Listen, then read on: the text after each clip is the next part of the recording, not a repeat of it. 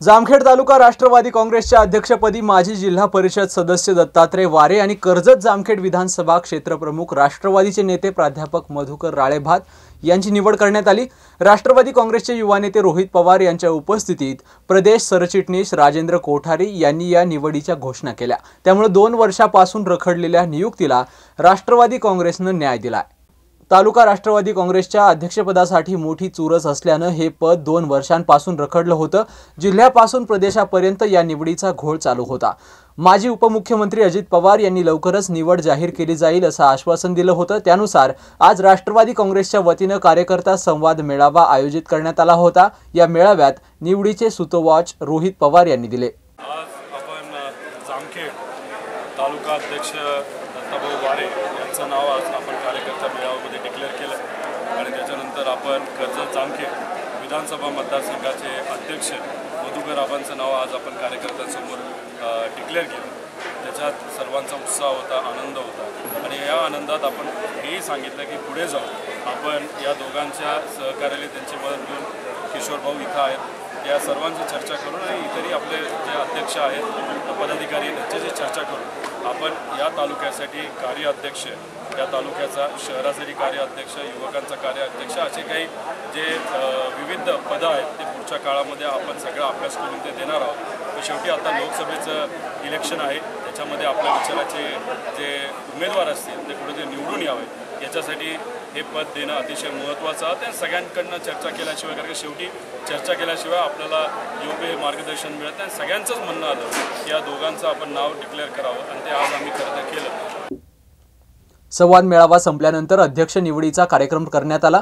युवा नेते रोहित पवार यांच्या उपस्थितीत प्रदेश सरचिटणीस राजेंद्र कोठारी यांनी तालुकाध्यक्षपदी दत्तात्रय वारे आणि कर्जत जामखेड विधानसभा क्षेत्रप्रमुखपदी मधुकर राळेभात यांचं नाव जाहीर करून त्यांना पत्र दिली।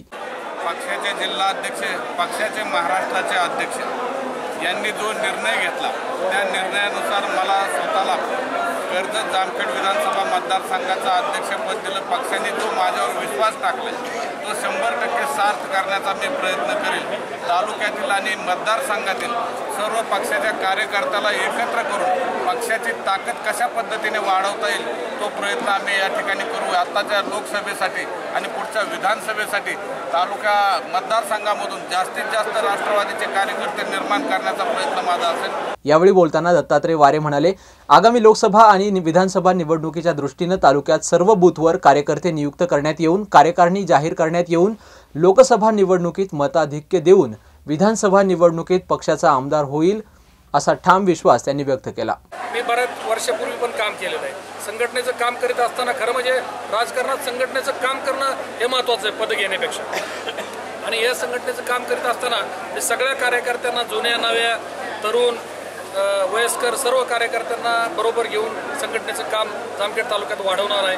हे करीत असताना सर्व आघाड्या 21 आघाड्या या राष्ट्रवादी काँग्रेस पक्षाच्या आहेत, त्या 1 महिन्याच्या आत या सगळ्या आघाड्या स्थापन करून सर्व कार्यकर्त्यांची त्या ठिकाणी नेमणूक करणार आहे। जामखेड तालुक्यामध्ये खरं पाहिलं तर राष्ट्रीय अध्यक्ष शरद पवार साहेब यांचा विचाराचा तालुका आहे। या तालुक्यामधील राष्ट्रवादी काँग्रेसचा विचाराचा तालुका आहे। परंतु काही काळामध्ये काही ठिकाणी आम्ही मागच्या जिल्हा परिषद पंचायत कमी पडलो, त्या आम्ही दुरुस्त्या करून येणाऱ्या कालावधीमध्ये राष्ट्रवादी काँग्रेसचं या ठिकाणी संघटन मजबूत करणार आहोत, लोकसभेला बहुमत घेणार आहोत आणि त्याचप्रमाणे येणाऱ्या विधानसभेमध्ये राष्ट्रवादी काँग्रेसचा आमदार करण्यासाठी आम्ही सर्व जीवाची बाजी लावून या ठिकाणी राष्ट्रवादी काँग्रेसचा झेंडा फडकल्याशिवाय आम्ही राहणार नाही। आणि रोहितदादा पवार यांच्या उपस्थितीत आगामी लोकसभा आणि विधानसभेच्या निवडणुकीच्या याच्यामुळे तालुक्यात त्यांनी उत्स्फूर्तपणा आणून तालुक्यात नवचैतन्य राष्ट्रवादी काँग्रेसला आणले।